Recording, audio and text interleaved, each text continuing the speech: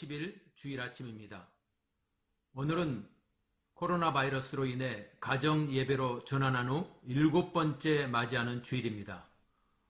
오늘은 여러분과 함께 사도행전 20장 1절로 16절 말씀을 중심으로 사도 바울의 새 일정이 주는 교훈, 사도 바울의 새 일정이 주는 교훈이라는 제목으로 하나님의 말씀을 증거하겠습니다.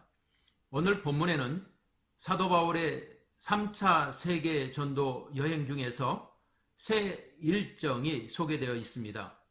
첫 번째 일정은 헬라의 마게도냐와 아가야 지방에서, 두 번째 일정은 소아시아의 드로아에서, 그리고 세 번째 일정은 드로아에서 밀레도까지 가는 여정이 그려지고 있습니다. 오늘 본문은 이렇게 시작됩니다. 소요가 그침에.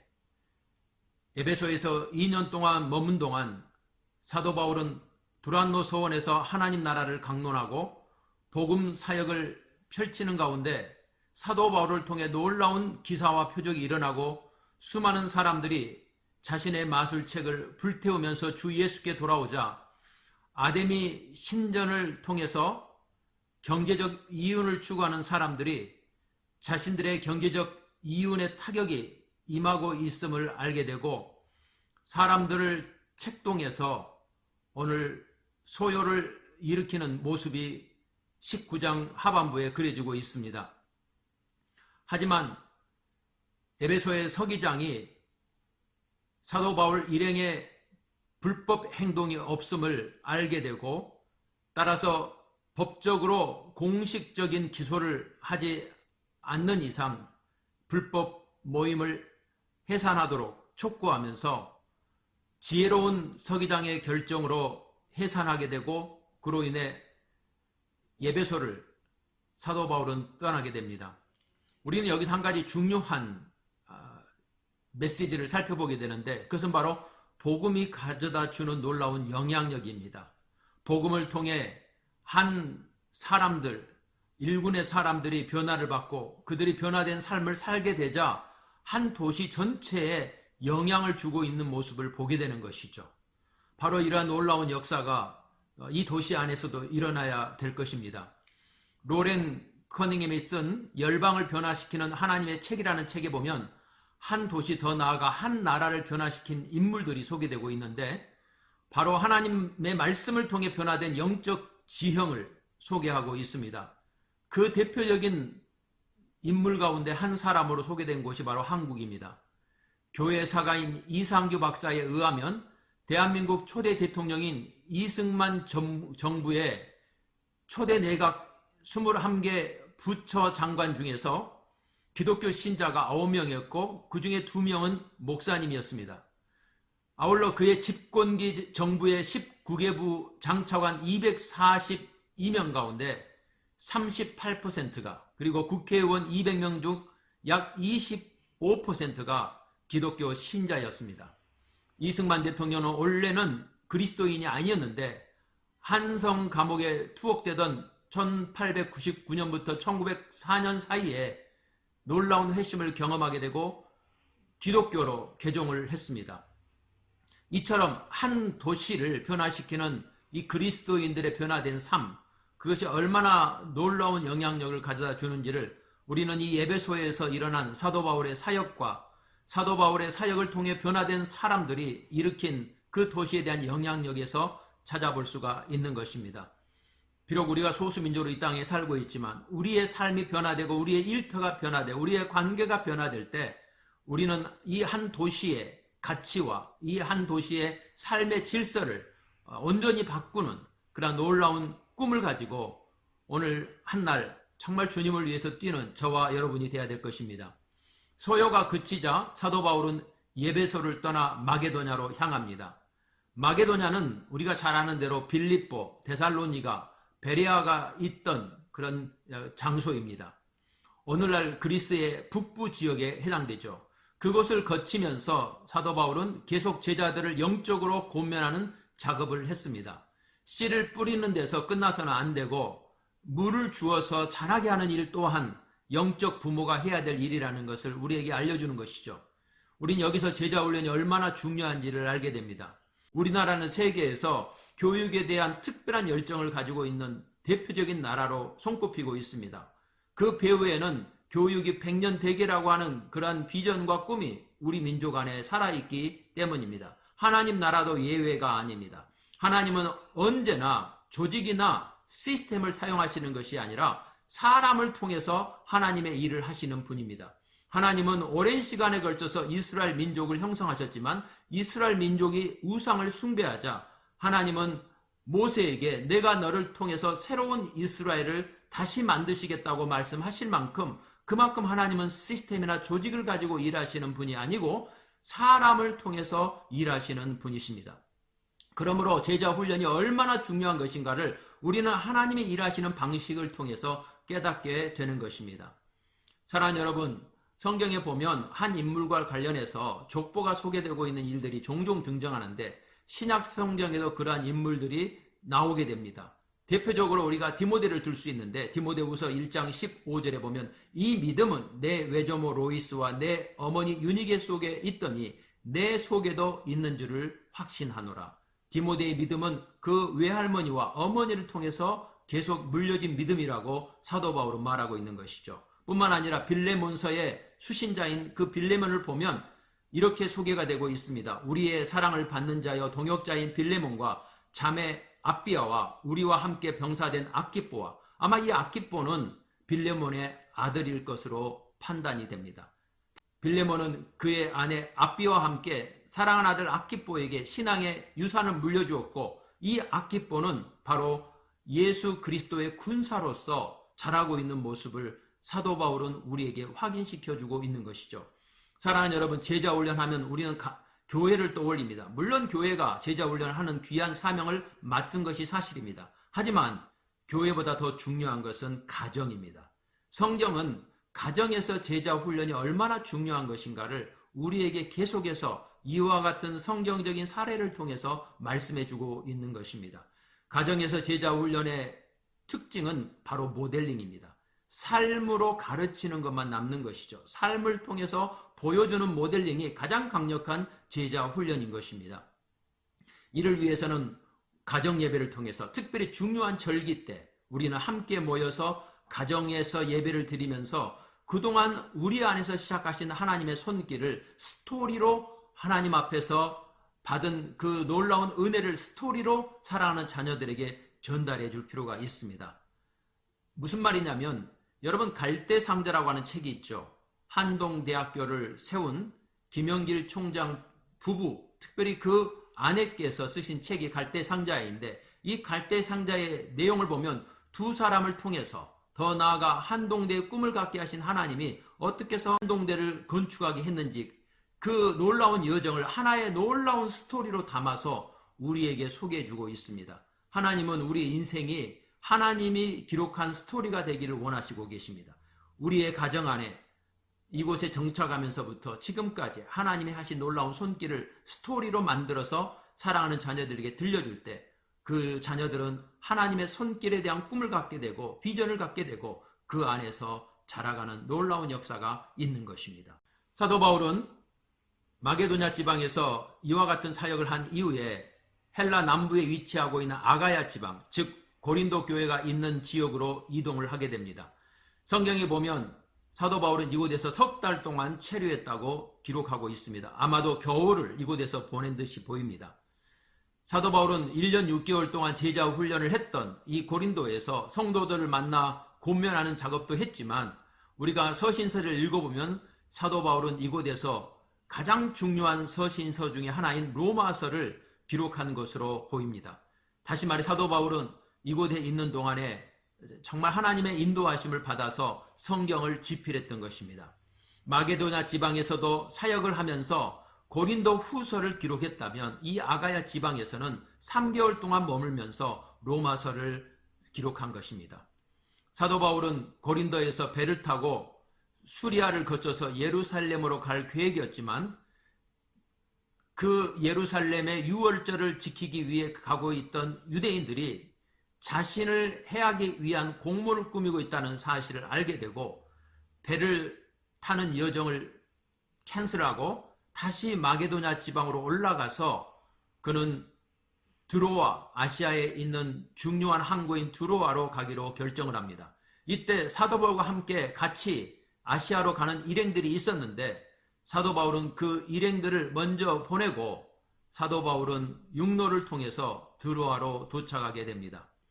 오늘 사도 바울의 두 번째 일정은 바로 이 드로아에서 시작이 됩니다.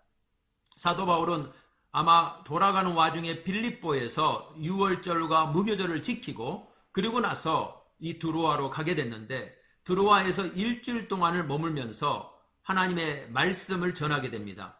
아마 오늘 이 본문에 보면 사도 바울은 그 주간의 첫날 곧 안식일 다음 날인 주일에 하나님의 말씀을 전했습니다. 평일에는 모든 사람들이 일을 하기 때문에 집중적으로 말씀을 전하기 쉽지 않았지만 사도 바울은 우리가 잘 아는 대로 유월절을 예루살렘에서 보내지 못했기 때문에 오순절을 예루살렘에서 보내기 위해서 그의 일정을 재촉하고 있기 때문에 이 드로아에서 많은 시간이 있지 않았습니다.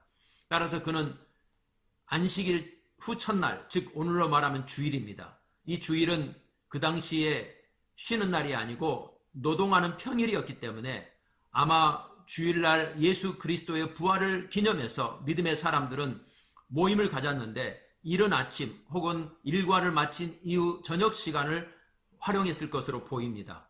사도 바울은 그 시간에 모임을 통해서 하나님의 말씀을 강론했는데 특별히 일을 마치고 돌아온 이후에 집중적으로 하나님의 말씀을 증거했습니다. 그 다음 날인 월요일 아침에 그는 자기의 가고자 하는 길을 떠나기를 원했기 때문에 주일 밤 늦게까지 하나님의 말씀을 강론하기를 그는 그치지 않았습니다.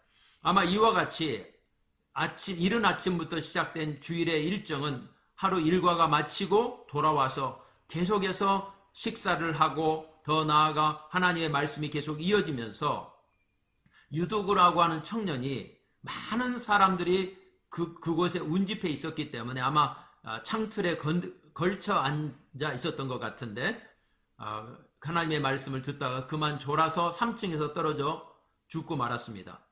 물론 누가는 의사이기 때문에 그가 기절했다고 말하지 않고 죽었다고 말하는 표현으로 볼 때 그는 아마 죽은 것으로 보여집니다. 사도 바울은 한 사람이 놀라운 일을 당했기 때문에 말씀을 중단했을 것이고 곧바로 아래로 내려가서 구약 성경의 엘리야와 엘리사가 했던 방식대로 그 사람 위에 올라가서 아마 하나님께 간절한 기도를 드렸을 것입니다. 그리고 그의 기도의 응답으로 유두고는 다시 살아나게 됩니다.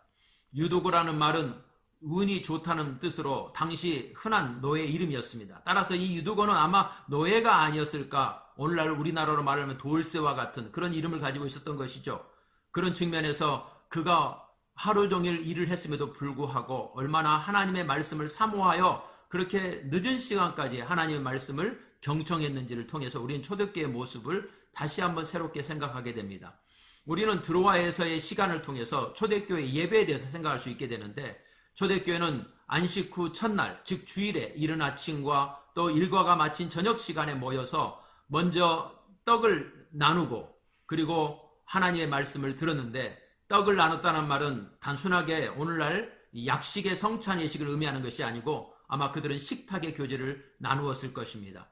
이것은 우리에게 굉장히 중요한 의미를 가지고 있는데 하나님 나라는 항상 잔치로 묘사가 되고 시편 23편에도 주께서 내게 상을 차려주시고 예수님은 항상 식사의 자리로 초대를 받았고 초대하셨으며 또 하나님 나라를 바로 식사의 잔치로 초대하는 것으로 묘사하고 있습니다. 그것은 우리가 함께 먹고 함께 말씀을 듣는 것이 얼마나 중요한 것인가를 우리에게 알려주는데 이것은 육의 식탁과 영의 식탁에 함께 연결된다는 것을 우리에게 알려주는 것이죠. 동시에 예수님은 스스로를 영의 양식으로 영적 만나로 스스로를 소개하시고 다시 말해서 예수님이 우리를 식탁으로 초대한다는 것은 말씀의 식탁, 다시 말해서 예수님 자신이 말씀으로 우리를 초대하는 것과 연결이 되고 있는 것입니다.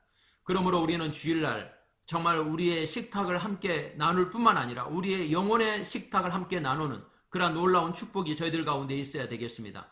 저희 교회도 주일날 점심을 함께 나누지만 그 점심과 함께 영의 식탁인 큐티를 나눔을 통해서 정말 예수 그리스도의 살아계신 하나님의 말씀이 우리 가운데 역동성 있게 움직이는 것을 우리 모두가 경험해야 되는 것이죠. 뿐만 아니라 오늘 이 드로아에서 일어난 놀라운 일은 하나님의 말씀이 말로만 증거된 것이 아니라 유두거가 죽었지만 다시 살아나게 되는 놀라운 하나님의 말씀의 능력이 그들의 삶의 현장에서 경험이 되었다고 하는 것입니다. 우리도 하나님의 말씀이 말로만 들려지지 아니하고 나의 삶 속에 경험되어지고 그 말씀의 능력이 내 안에서 체험이 되게 되면 우리는 그 말씀으로 인해 놀라운 위로를 받게 되는 것이죠.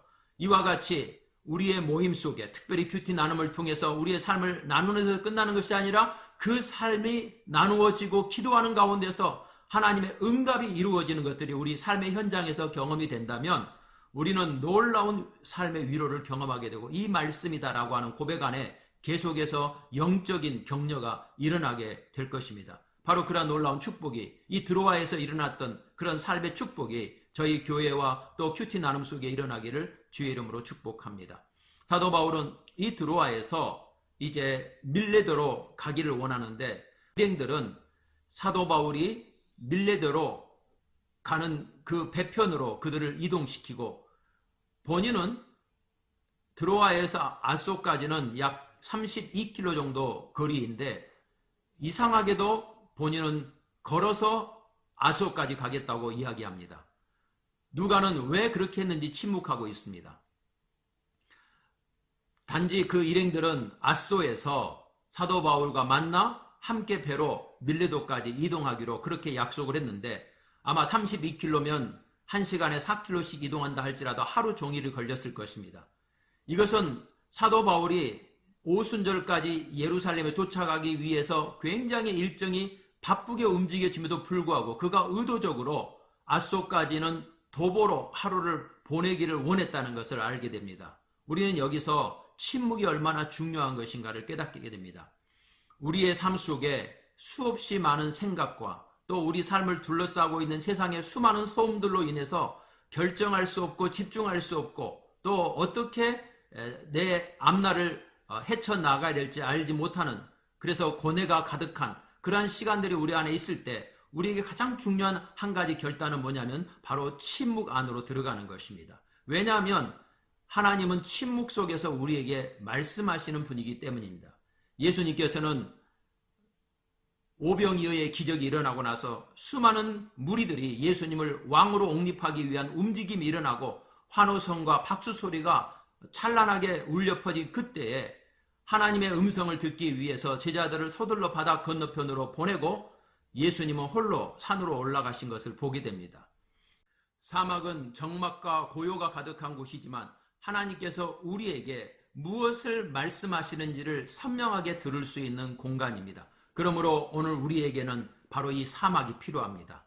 바로 사도 바울이 드로아에서 아소까지 걸어간 이유는 이제 그의 앞에 놓여있는 예루살렘에서의 수많은 환난과 또 앞으로 하나님이 그에게 보여주신 로마의 비전, 이런 모든 복잡한 하나님이 자신에게 주시는 그 사명을 자신 안에서 선명하게 붙잡기 위해서 그는 바쁜 일정임에도 불구하고 도보를 통해서 하나님의 음성을 듣기 위해 자신의 일행과 잠시 거리를 두고 홀로 걸어가고 있는 모습을 보여주고 있는 것입니다. 이것은 바로 우리의 인생 가운데도 이 침묵의 기도가 얼마나 중요한 것인가를 깨닫게 해줍니다. 오늘 우리는 소음이 가득한 세상 속에서 매일매일 살아갑니다. 그 속에서 결정하게 되고 또 그 속에서 하나님의 뜻을 분별하려고 합니다. 하지만 우리는 세상의 소음으로 하나님의 음성이 우리에게 차단되어 들리지 않을 때가 얼마나 많은지, 그래서 세상의 소리가 하나님의 소리로 우리에게 여겨지게 되고 그래서 오판할 때가 얼마나 많은지 알 수가 없습니다. 특별히 오늘 우리 시대는 현실적인 힘이 우리에게 영향력을 주고 있는 시대입니다. 인기와 명예, 사람들의 박수갈채와 환호성, 바로 그것이 나의 성공을 말해주고 있고 나의 성공이 곧 하나님이 주신 성공으로 오해가 되게끔 하기에 충분한 세상에서 살고 있습니다. 하지만 하나님의 우리를 향한 분명한 음성과 소명을 붙들기 위해서 우리는 세상의 소음을 등지고 사막으로 가서 적막과 고요가 흐르지만 그곳에서 하나님이 나에게 말씀하시는 음성을 들을 필요가 있는 것입니다. 침묵 기도는 하나님의 고요한 음성을 듣는 통로입니다. 불확실한 수많은 소리들은 소음에 불과할 뿐이죠. 확실한 음성 한마디면 충분합니다. 침묵 기도는 불안한 세상에서 자꾸 흔들리는 내 인생을 확실한 닷 가운데 정초시키는 하나님의 임재와 음성을 듣는 유일한 통로입니다.